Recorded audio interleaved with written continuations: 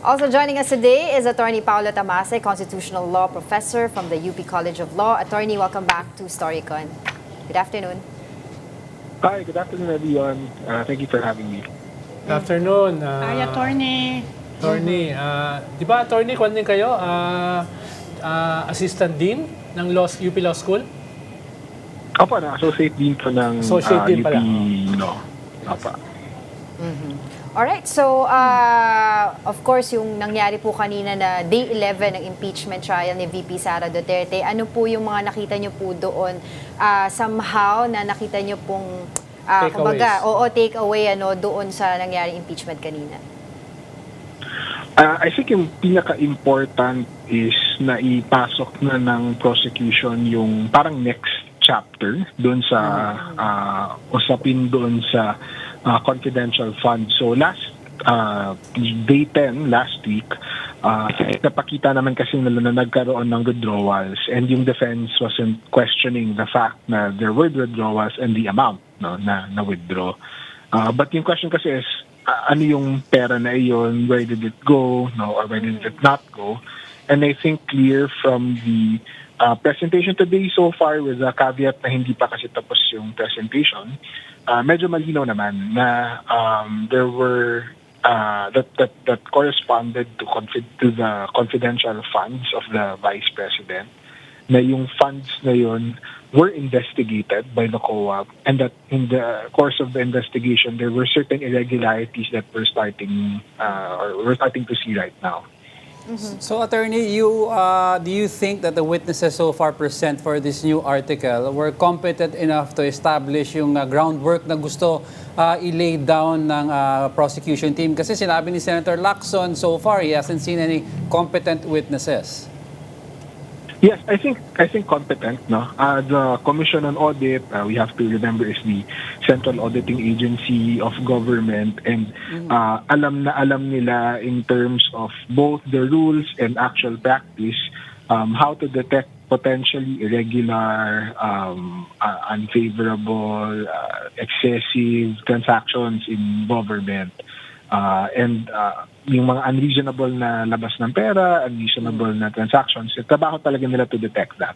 But before they get to that substantive question, ang unang-una kasi nilang titignan is compliant daw with the circulars of the DBM and the COA and the existing rules, yung labas ng pera. And that itself, especially the amount involved, na might raise serious red flags and the potential unfitness of a public officer if hindi niya kaya ma-manage yung funds, especially confidential funds, na dapat for a very specific purpose. So, in terms of planting those seeds, important yung witness today. The witness today was quite competent. The hope, at least probably for the prosecution, is that they will be able to sustain in the next few days yung narrative na to. Kasi it's just so far part of a much larger story of where the money went or where did it not go, which is equally important. Well, given what you said, attorney, then they establish unusual methods of withdrawal, cash, and saka yung laki ng amount, and the red flags sa auditing and liquidation. Do they need to prove exactly kung saan napunta yung pera, or from the actual recipients mismo, kailangan sila magsabi? Look, if this were a court case, a legal case in court, maybe not, kasi you would meet certain requirements under RA 13, 19, yung elements, for example, for certain acts of graft and corruption. Baka mahit niya na. But this is not a normal criminal case or a regular crime case, and hindi unreasonable, or you can understand why the average Filipino will probably ask na, ano ngayon kung nagkaroon ng mistake, or ano ngayon kung nagkaroon ng lapse in procedure, asan pumunta yung pera? So yun, doon lagi pupunta yung question nung ordinary na mamamayan. And I know that sounds unfair to the prosecution, diba? Kasi kung criminal case nga, di baka napatunayan na nila kahit papaano yung elements. But that's really the office of impeachment. Ang ina-assess naman natin is not so much whether the Vice President violated auditing rules, but whether she could still be trusted with public office because of these violations, among others. So, medyo mataas yung, whether we like it or not, mataas yung expectation on the part of the prosecution, And while I think they may be able to shift or create a narrative na they do not need to show na meron na exacting irregularity na nangyari in terms of the money went to either a non-entity or a ghost entity, whether we like it or not, no, parang the public will probably want to, and mas compelling yung case certainly if makita kung saan talaga pumunta yung pera. Attorney, yung defense hindi nag-stipulate ng 845 documents. Ang sabi nila, mapapabilis yung proceedings because of that. Pero ano ba talaga ang magiging significance nun dyan sa case? Well, I think una po, no, kailangan natin kilalanin na ano naman, objectively, trabaho talaga ng defense yun. And prerogative ng defense, whether they will stipulate or agree to a proposed stipulation. Kaya ang tawag lang din is request for stipulation or proposed stipulation on the part of the prosecution. And I think to their credit, they agreed to 10 of the 15 boxes, more or less, according to Attorney Kapunan earlier. Malaki na yun na nabawas. But hindi sila pumayag notably doon sa acknowledgement receipts. Now, of course, others have pointed out that yung acknowledgement receipts na yun, galing naman talaga sila sa Vice President or sa OVP. So, why didn't they accept? It could be a couple of things. Una, baka they want more time kasi critical yung ebidensya na to. They want more time to assess whether or not itong documents na ito are authentic. It's also possible that ayaw naman nila masyadong padaliin yung kaso ng prosecution by agreeing to this particular piece of evidence. I think ultimately though ang resolution, I don't know if people caught it.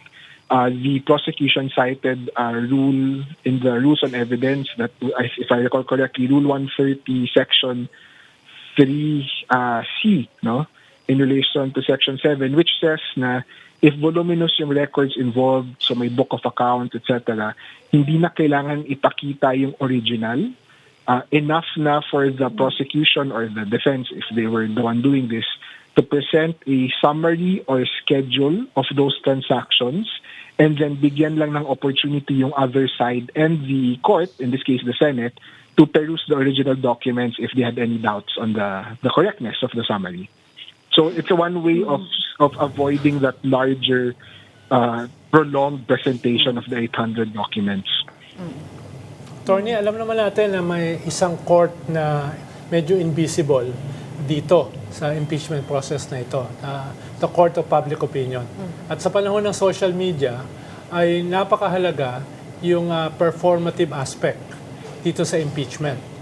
Pero itong phase na ito ay nag-shift yung prosecution from testimonies to documentary evidence katulad ng audit reports, bank accounts, at saka mga tax reports, no? Para sa mga publiko ay yes, importante yan, pero baka hindi ganun ka-performative o ka-dramatic para sa kanila.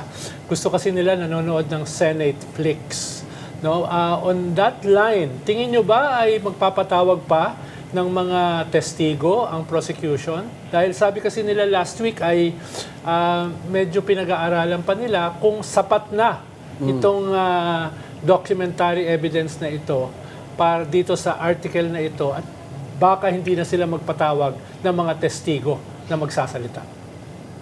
So, two quick points po, no? The first is completely agree yung importance of the court of public opinion. Idaragdag ko lang na unlike in past impeachments, no, 2001, 2012, iba yung social media landscape ngayon. For one, most of us now get our news on social media. Ibig sabihin nun, whereas impeachment before provided for an opportunity for the public to digest complicated financial information in a proper context and unspliced by, let's say, bloggers or spinning doctors, no, and social media, parang ngayon, ang dali kasi iwasan ng fact na pinag-usapan yung documents today by just focusing on some other aspect of the trial. So, an additional hurdle yan for all of us dealing with information arising from impeachment. But on the question of whether kailangan pa ba na may additional witness, I think hindi kailangan, but it certainly helps. No? Hindi kailangan in the sense na may ability yung lawyers to speak at the end of the presentation to explain kung ano yung importance ng documents na ito. But because of certain decisions dun sa process na ginawa ng impeachment court last week, notably yung prohibiting effectively yung opening statements that would parang frame the issues and the facts involved, na helpful sana yun sa publiko na hindi naman ganun kadali mag-digest nitong financial information. Mukhang makakatulong if may testigo na magpo-provide lang ng mga bagay na hindi pa natin alam, which is, one, may scheme ba, no? In order to avoid or to paikutin itong confidential funds. Pangalawa, may napuntahan ba ito na either ghost na tao or ghost employee or whatnot, no, na therefore ibig sabihin hindi pumunta ito dun sa proper recipient. So yung witness na may abilidad na magsabi nun would very much help. Now all of that said, important yung audit witnesses today, and I think in the next few days, kasi they can probably strike the balance between presenting another person and just simply relying on the documents. So nakita natin yun today. Yung witness today was asked questions, di ba, na important questions like, bakit ngayon mo lang inaudit ng Vice President? Ang ganda ng sagot na, kasi ngayon lang naman nagkaroon ng confidential funds. Right. Tapos tinanong siya na bakit irregular itong transaction na ito. Pinaliwanag niya talaga, di ba, na parang paano naman maintindihan, parang yung medicine, hindi enough yun para maintindihan kung ano talaga yung pinagastosan or ganun na suggestions from the witness. I think yung more accurate na sinabi niya was na yung confidential, yung paggagamitan, hindi yung pupuntahan. No? Yung So, ibig sabihin, yung payee, hindi confidential yun. So, yung mga gano'n na bagay, in that sense, yung COA witnesses would be primed to do that. Less dramatic siya than what we envisioned of that 2001 Estrada impeachment na may mga, I was 1 foot away. Wala sigurong ganong moment for the confidential funds. Pero, kung hindi sila makakahanap ng witness, then I think the prosecution needs to make the most out of the testimony of the COA auditors. Follow-up lang, attorney. No? Gusto ko na i-specify yung tinatanong ko kanina. Halimbawa, yung testimony halimbawa ni Madriaga na sinabi na siya yung bagman or one of the bagmen na nag-distribute nitong confidential fund. Yung testimony ni Colonel Lachica na never pa narinig kahit dito sa Quadcom na sa kanya binigay yung 125 million to be distributed. Hindi ba makakatulong yan to corroborate as well as dramatize yung article ng impeachment na ito?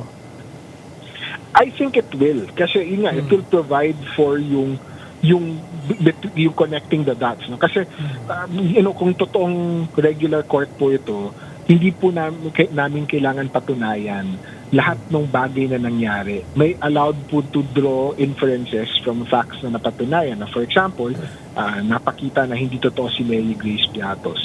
Enough na po siguro yon sa regular court para sabihin na nagkaroon ng pagwawaldas doon sa fund na involved. Pero doon po sa Court of Public Opinion, medyo kailangan ipahipo yun or ideally may witness na nagtatahi nun. So, si Madriaga among others, potentially kaya nilang gawin yun kasi sila yung magsusupply nung between the lines, di ba, na hindi, pumunta talaga yan sa ganitong tao na ito or hindi siya yung intended or legal beneficiary of this or valid beneficiary of the confidential funds. But meron din pong risks in calling those types of witnesses, especially witnesses that have been on the stand on the same issue before. Una, may record na po sila in public, which means na kung inconsistent yung statement nila, madali po butasin yun via a prior inconsistent statement. So in Madriaga's case, nakailang testimony na po siya. I think testimony second na to at the very least kung magpapakita siya sa impeachment. So kailangan po i-weigh ng prosecution yung risk na yun. Kaya ba maging consistent itong testimony na to? Or will it open a can of worms in case hindi consistent yung testimony niya from before? Bali sinasabi niyo, attorney, if ever po, ay hindi na po kinakailangan ng prosecution na patunayan kung saan napunta yung pera. Basta sabihin lang po nila, mapatunayan nila o ma-establish nila na meron talagang hindi properly unliquidated dun sa funds na kinuha or binigay kay Vice President. Yes, I think in theory, hindi nila kailangan ipakita kung saan talaga pumunta. No? Pero yun nga, we have to remember na that might be compelling in a court case kung saan very trained yung judge and yung lawyers to basically checklist na na-meet ba itong element na ito, no, na achieve na patunayan ba itong element na ito ng offense versus dun sa pinag-aawayan naman talaga sa impeachment, which is fitness, no? Fitness ng public officer. Right. Baka kasi mas mataas yung threshold ng public, or kilalanin nila na baka negligent lang si VP Sara. So kung ikaw yung prosecution, parang may burden ka kahit paano to show na hindi to basta-basta na mistake, or parang hindi siya excusable negligence. And how do you prove that? Most likely by having corrupt intent. Kung kaya talaga nila magpakita na nagkaroon ng corrupt purpose behind the confidential funds. Very Yes, similar Attorney, sa we're nangyari, monitoring no? the proceeding itself, ano? Nung nag-uumpisa tayo, sinabi mo, pati yung mga estudyante nyo, hindi ba? They are monitoring at medyo nakakatulog na yung mga tao. Ngayon, kumusta ngayon? Ito na yung 4th week na to, no? ng trial. What do you think of the proceedings? Saka, gising na ba kayo? Gising na yung mga estudyante nyo? Look, honestly, much better po to than when it started. I think a lot really is owed to two changes. One is yung Senate exercising a lot more discipline in when to ask questions. And yung time limits. Ibig sabihin po nun, instead na nagiging opportunity for grandstanding, yung questioning ng senators, ay napipilitan sila to ask the most important points kasi limited lang ang oras nila. Siguro if meron na po tayo masuggest na point for improvement, baka po pwedeng wala ng second round, no? Kasi madami naman po dun sa second round questions ay naitanong na rin before. No? So just the suggestion. Yung isa pong major change is sa defense. So napansin po natin na hindi po sila as masigasig mag-object ngayon, which means mas malinaw yung kwento na naririnig natin from the witness. I think na kita din na mas cooperative, mas cordial yung relationship nila ngayon with the prosecution in terms of the fact na, for example, they agreed to stipulate on a large number of documents, no, for today, which shows some hope na mapabilis yung process. So all of these are good signs. I think now ang task is, una, meron pa bang ways to make the process a little faster? Baka maganda po for the impeachment court to loosen up a bit on yung restriction niya about opening statements.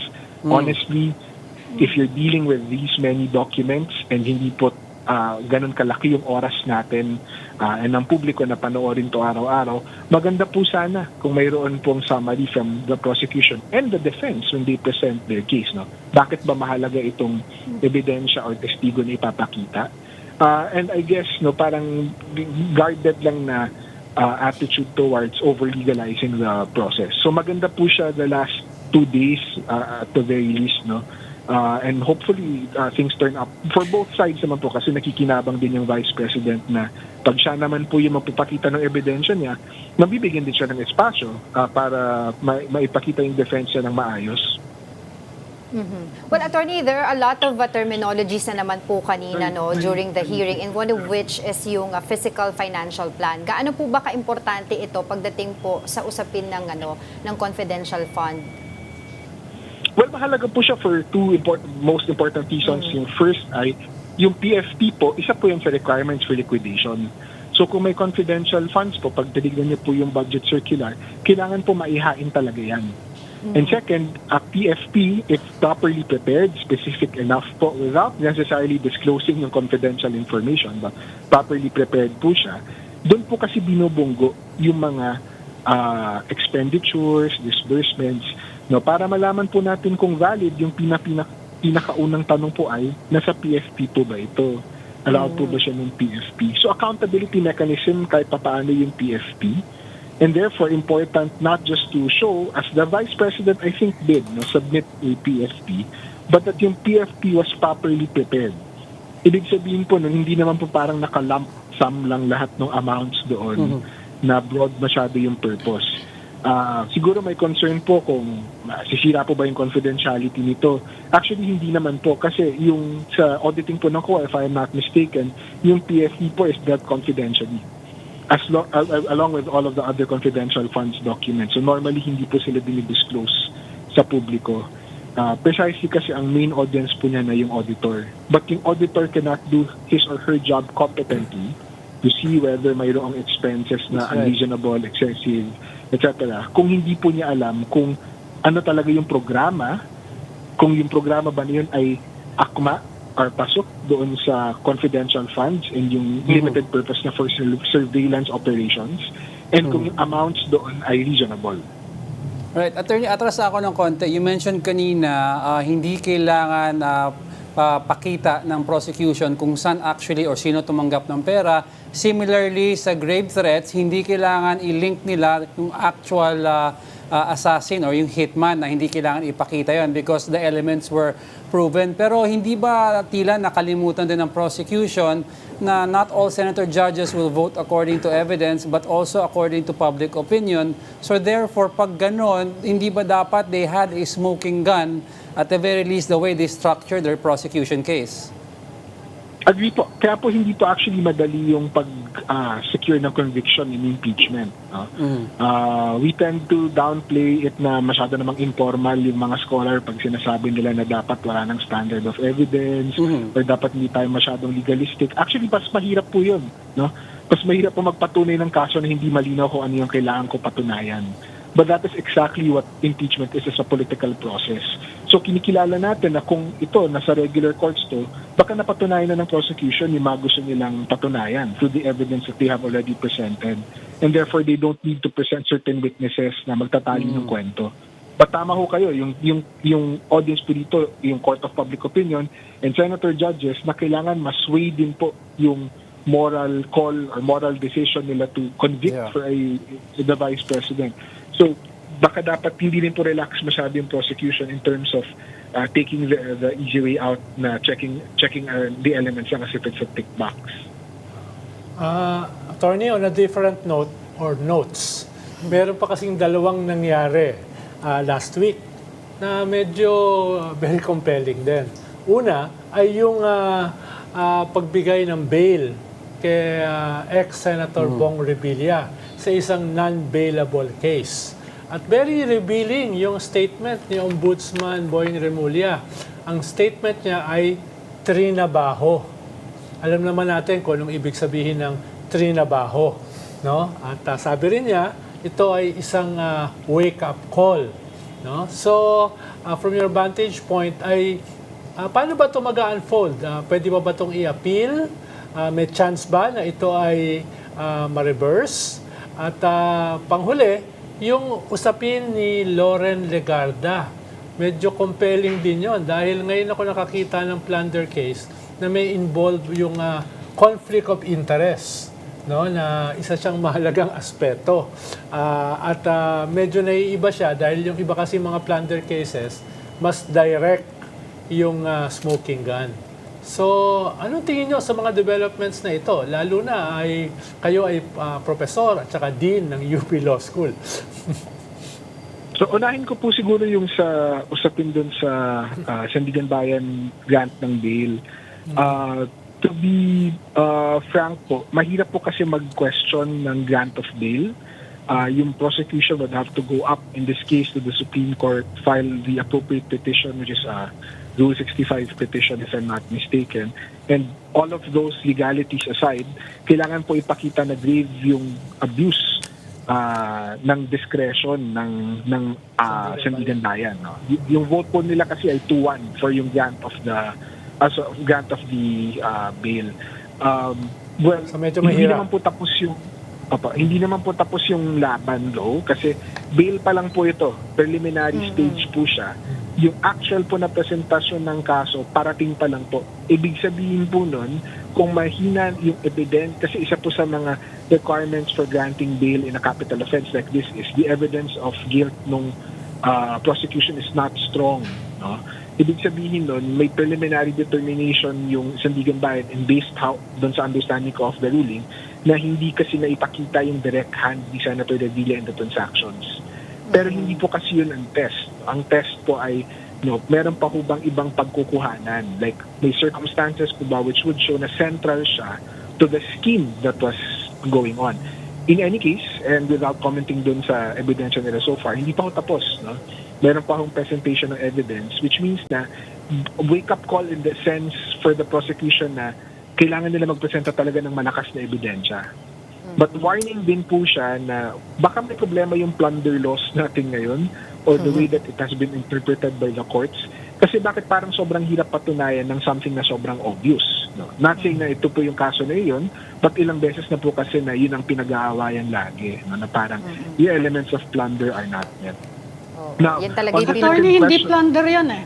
It's a malversation case. malversation. Yeah. So worse It's pa kasi ibig malversation. sabihin nun, Tapos ang sabi ng dalawang justice na falsification. bumoto, sabi nila, hindi Opo, daw opo. public fund yan. Kaya hindi pwedeng na nanggaling daw sa private source yung pera. Kaya sabi nila, weak yung evidence. Hindi daw public fund. It's a malversation of public fund, pero hindi daw yan public fund. Ano po yung tingin nyo sa So- argumentong yun? Delikado as a president. Standing Yeah. corrected po doon, no? But hindi din po kasi excuse yun necessarily. Dahil po, kahit yung malversation involves public funds and should involve public funds, kung ang allegation po ay may scheme na involved, no? Then ibig sabihin po nun, kahit hindi po yun yung necessary na pumasok yung or hindi naman po yung si Senator Revilla may possession nung amounts na yun kasi nasa legislative po siya. Hindi po ibig sabihin na absuelto siya. Kasi kung ang allegation po ay mayroong scheme for this, then mukhang may plausible case pa rin po. But in any event, kung yung prosecution po, ang choices po nila ngayon ay either iaakit ito sa court or perhaps more productively, palakasin yung ebidensya, no? Na meron sila at ipapakita nila sa korte. Para wala talagang doubt as to yung kaso if they're aiming for conviction. Doon naman po sa isa, na yung plan na ito pala ako. Doon sa plan din nung kay or yung investigation kay Senator Loren, ito po kasi yung isa sa misconception sa plunder. Hindi po siya pagnanakaw lang from the public funds, no? Kabilang din po doon yung parang essentially isipin po natin siya as large-scale graft and corruption. Kaya nga po yung isa pa kong unusual kung babalikan yun na plunder charge a few weeks ago lang, yung kay Senator Marcoleta. Yung for supposedly receiving private funds from or private donations or contributions. So, ganun din po dito, no? Dapat maingat po tayo din sa pagbabasa natin ng batas sa plunder, even if parang counterintuitive siya minsan.